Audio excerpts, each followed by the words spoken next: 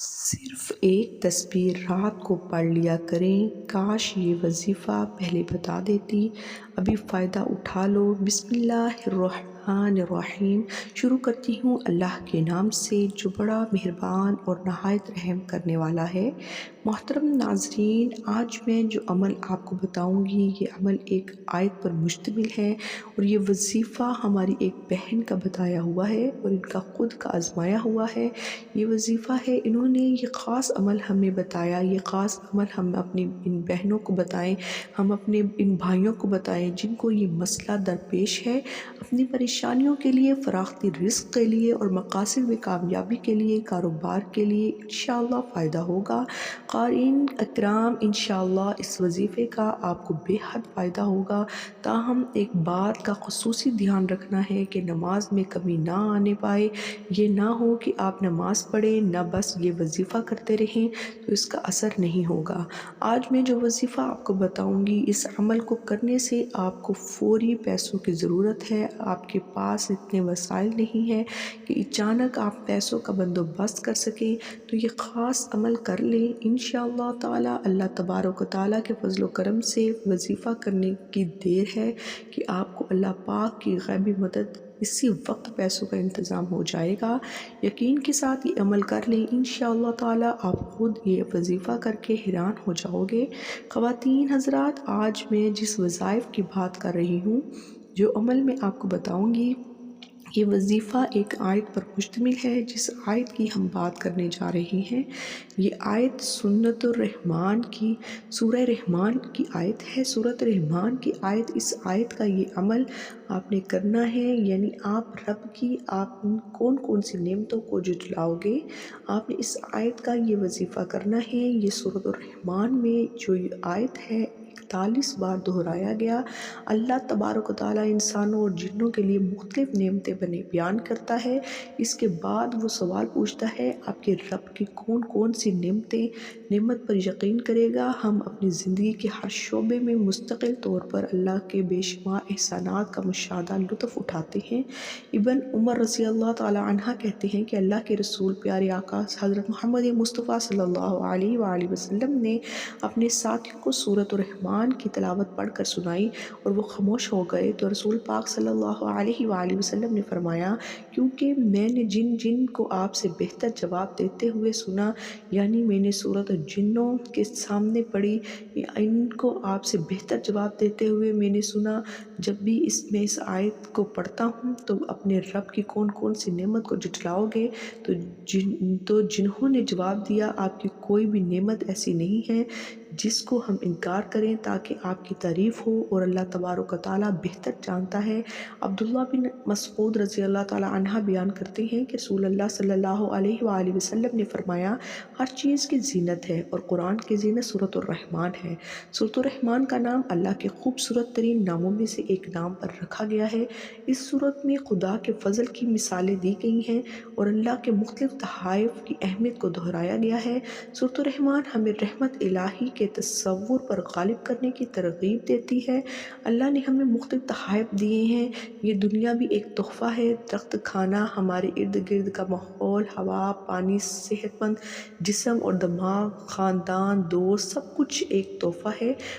ہم اس سب کو قدر کی نگاہ سے نہیں دیکھتے ہیں، لیکن اس آخر میں اس طرح کے ہر تحفے کی اہمیت ہوتی ہے۔ سورۃ الرحمن ہمیں یاد رکھنے میں مدد کرتی ہے۔ اس طرح کے تمام خدائی احسانات ایسی چیز جن سے ہمیں غفلت برتنی چاہیے۔ یہ آیت دہرانے سے یہ تمہارے رب کی نعمتیں ہیں جنہیں تم جھٹلاتے ہو۔ یہ سورت ہمیں بتاتی ہے کہ ہم اپنے رب کی کسی نعمت کا انکار نہ کریں۔ اس وقت کے مطابق کافر مسلسل اور مکروہ طور پر حق کا انکار کر رہے تھے اور مسلمانوں پر کھلے عام تشدد کر رہے تھے، تو اپنے رب کی کون کون سی نعمتوں کو جھٹلاؤ گے؟ در حقیقت جھٹلانے والوں کے لیے ایک مستقل نصیحت تھی، جو غرور اور ناشکری میں اندھے تھے اور مسلمانوں پر بغیر کسی اشتعال کے حملہ کرتے اور قتل کر دیتے تھے۔ ضرورت رحمان اللہ کی رحمتوں کے لامحدود فرصت کو خوبصورتی ہے پیش کرتی ہے، یہ دل کو چھو لیتی ہے اور سچے ایمان والوں کی آنکھوں میں آنسو لاتی ہے۔ انسان میں حق کو نظر انداز کرنے میں کمزوری ہے۔ ہم جانتے ہیں کہ ہر چیز فانی ہے، اس کے باوجود ہم دنیاوی دولت اور آسائشوں کے حصول میں دیوانہ ہیں۔ ہمیں اس بات کا علم ہونا چاہیے اس زندگی میں ہمارے پاس جو کچھ ہے وہ مستقل نہیں ہے۔ ہمارے خاندان اور دوست ہمیں چھوڑ سکتی ہیں، اچھی صحت میں کمی آ سکتی ہے، ہماری دولت ختم ہو سکتی ہے، پھر بھی ہم مغرور اور متکبر رہتے ہیں۔ سورۃ الرحمن بار بار ہمیں اللہ کا شکر ادا کرنے کی یاد دلاتی ہے، کیونکہ ہمارے پاس جو کچھ بھی ہے وہ ہمارے لیے ایک تحفہ ہے۔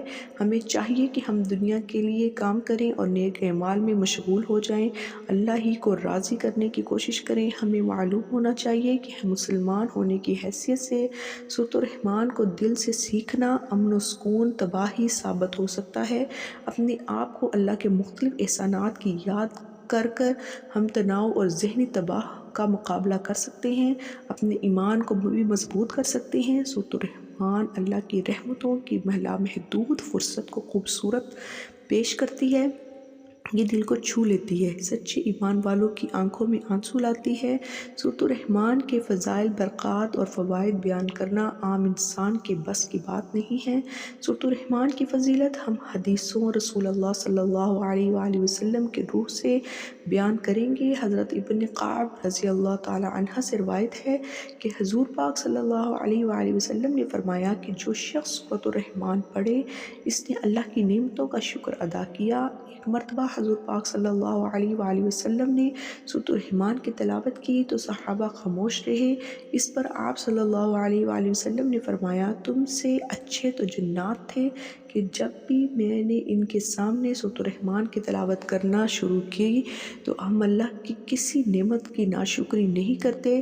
سورۃ الرحمن کے فضائل یہ بھی ہیں کہ اگر کوئی شخص سورۃ الرحمن کو 11 دن تک پابندی کے ساتھ پڑھے، اس کی تلاوت کریں تو نہ صرف اس کے رزق میں برکت، فراوانی اور خوشحالی ہوگی بلکہ اس کی ہر جائز حاجت وہ پوری ہو جائے گی۔ اس کے علاوہ جسمانی امراض میں مبتلا افراد کے لیے سورہ رحمان کی تلاوت انتہائی بابرکت ہے، جس کے فضائل کے لیے صرف یہ کہنا کافی ہوگا کہ اگر مرض کسی بھی دوائی سے ختم نہیں ہو رہا تو سورۃ رحمان کی روزانہ تلاوت سے 21 دن کے اندر ہر قسم کی بیماری سے شفا ملتی ہے۔ اگر کسی کے گھر میں موذی جانور، سانپ اور کاکروچ وغیرہ ہوں تو صبح ضرورت سورہ رحمان کا وظیفہ کریں، یعنی روزانہ ایک مرتبہ سورۃ الرحمن پڑھ کر پانی پر دم کریں اور 7 دن اپنے گھر کے دیواروں پر اس پانی کو اسپرے کریں۔ اللہ تعالیٰ ہر قسم کے نقصانات چیزوں سے اور کاکروچ وغیرہ گھر پاک ہو جائے گا۔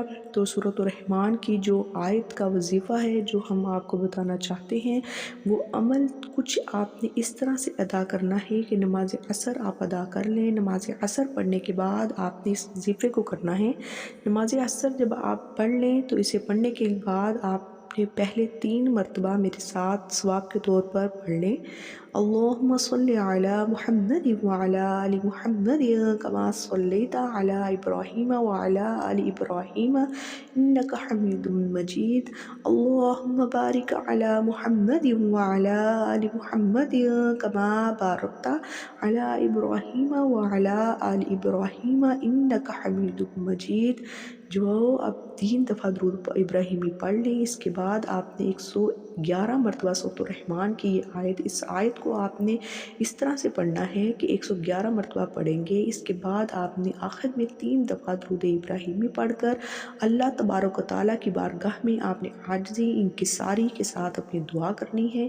انشاءاللہ تعالیٰ جو بھی مقصد آپ کے ذہن میں ہوگا، جس حاجت کے لیے پڑھیں گے، جس مقصد کے لیے پڑھیں گے، وہ انشاءاللہ پورا ہو جائے گا۔ اس وظیفے کو آپ نماز عصر کے بعد کے علاوہ دوسرے اوقات میں بھی کر سکتے ہیں، یعنی اگر آپ عصر کی نماز کے بعد نہیں کرنا چاہتے تو آپ اس عمل کی کوشش کریں کہ نماز عشاء کے بعد یعنی تہجد کے وقت بھی آپ اس عمل کو کر سکتے ہیں۔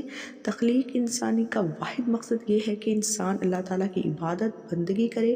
اس کے علاوہ جتنے بھی امور ہیں جن کو انسان انجام دیتا ہے، اس لیے تاکہ وہ عبادت الہی کے معاملے میں انسان کے معاون میں بن سکیں۔ انسان کی صحت و تندرستی، قوت و اطاعت، مال و دولت، کھانا پینا، غرض ہر ایک چیز اس لیے ہے تاکہ انسان مستعد ہو کر اپنے مقصد اصلی کو انجام دے۔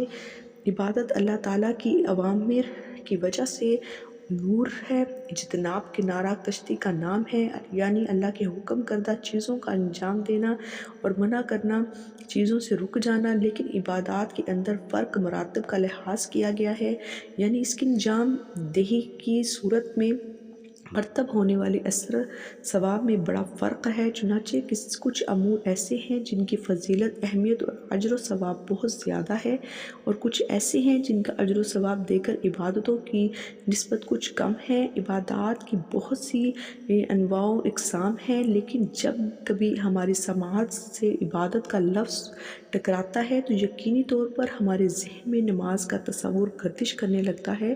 وہ عبادت کا دائرہ نماز ہی ہے، محدود نہیں۔ اس کی اہمیت اور فضیلت اس قدر نمایاں اور اس کا ثواب اس قدر زیادہ ہے کہ عبادت کا تصور نماز کے بغیر محل و معلوم ہوتا ہے۔ پھر نماز کی اہمیت، فضیلت بھی یہی ہے کہ نمازوں میں سب سے اونچا اعلیٰ درجہ فرض واجب کا ہے، پھر سنت موقدہ کا، پھر غیر موقدہ اور پھر نوافل کا۔ اگرچہ نمازوں میں نوافل کا درجہ بھی ہے، اگر اس کو خلوص اور حضور قلبی کے ساتھ ادا کیا جائے تو اس کی فضیلتیں اس قدر ہو جاتی ہیں کہ انسان کسی تصور میں بھی ہو۔ بہت سی احادیث مبارکہ میں نوافل کی اہمیت و فضیلت بیان کی گئی ہے۔ پھر نوافل میں جو مقام و مرتبہ نماز تہجد کو حاصل ہوا وہ کسی اور کو نہیں ہے۔ تہجد کی نماز کی قبولیت کی ضامن ہے۔ نماز تہجد قربت الہی کا ذریعہ ہے۔ یہ نماز خوشنودی رب کا باعث ہے، اس سے حسنات میں اضافہ ہوتا ہے، سیئات معاف ہوتے ہیں اور درجات بلند ہوتے ہیں۔ نماز تہجد سے محبت الہی کا حصول ہوتا ہے۔ یہی وجہ ہے کہ اس کی توفیق الہی چند افراد کے دامن میں آتی ہے جو اللہ کے لاڈلے ہوں، جن کا دل محبت الہی سے لبریز ہو اور باطن تقویٰ طہارت کے نور سے منور ہو۔ اور یہ یقینی بات ہے کہ شب کی محیط تاریکی میں جب پوری دنیا آغوش و خواب میں محفوظ ہو تو آپ نماز پڑھیں۔ ایسے وقت میں نیند کی مٹھاس کو قربان کر کے نرم و گودام اور نرم و آرام دہ بستر سے اٹھ کر سخت سردی کے عالم میں وضو کر کے حضور الہی میں سر و سجدہ ہو کر رب سے سرگوشیاں کرنے والا رب کا لاڈلا اور پیارا نہ ہوگا تو اور کون ہوگا۔ اس لیے تہجد میں مانگی جانے والی دعائیں ضرور قبول ہوتی ہیں۔ دوسرا، آپ اس عمل کو نماز عصر کے بعد کر سکتے ہیں، اور تیسرا، آپ اس وظیفے کو فجر کی نماز کے بعد آپ اس عمل کو کر سکیں گے۔ سورج نکلنے سے پہلے اس عمل کو کر سکتے ہیں۔ ان تینوں اوقات میں جو بھی وقت آپ کو صحیح لگے وہ آپ کر لیں۔ انشاءاللہ تعالی اگر آپ یہ وظیفہ پوری یقین کے ساتھ کرتے ہیں تو آپ کو کامیابی ضرور ملے گی۔ تو حضور پاک صلی اللہ علیہ وآلہ وسلم کا فرمان ہے کہ سجدے کی حالت میں اللہ تبارک و تعالیٰ کو زیادہ یاد کرو، یعنی اگر آپ کی کوئی حاجت ہے، کوئی مشکل ہے، اللہ پاک سے سجدے کی حالت میں رو رو کر گڑ گڑا کر دعائیں کرو۔ سجدے کی حالت میں اللہ پاک اپنے بندے کے زیادہ قریب ہوتا ہے اور دعا کے قبول ہونے کی پوری امید ہوتی ہے۔ ایک سجدے کی حالت اور ایک جب رات کا آخری حصہ جب رہ جاتا ہے تو تہجد کا جو وقت ہوتا ہے اس وقت مانگی گئی جو دعائیں ہیں وہ جلدی قبول ہونے کی طاقت رکھتی ہیں۔ تو ساتھ ہی 5 وقت کی نماز بھی ادا کریں، پابندی کے ساتھ پڑھیں، کوشش کریں کہ نماز قضا نہ ہو، اور جو وقت ہے نماز کا اس وقت پر ادا کریں۔ انشاءاللہ تعالی آپ کی جو بھی پریشانیاں ہیں وہ حل ہو جائیں گی۔ تو جو میں نے آپ کو آج بتایا ہے اس وظیفے کو آپ لازمی کریں، انشاءاللہ آپ کو جو بھی پریشانیاں ہوں گی، جو بھی مقصد ہوگا آپ کا حل ہو جائے گا۔ تو یہ خاص وظیفہ آپ خود بھی کریں اور اس ویڈیو کو صدقہ جاریہ سمجھ کر لازمی شیئر بھی کریں۔ ناظرین، گزارش ہے کہ اللہ تعالیٰ کے 99 ناموں میں سے کوئی ایک نام کمنٹ باکس میں ضرور لکھا کریں، شیئر کیا کریں۔ اللہ تعالیٰ ہم سب کا حامی و ناصر ہے۔ ملیں گے نیکسٹ ویڈیو میں، تب تک کے لیے اللہ حافظ۔ اللہ تعالیٰ آپ سب کی تمام تر پریشانیوں کو، مشکلات کو، بیماریوں کو دور فرمائے۔ اللہ تعالیٰ اپنے حفظ و ایمان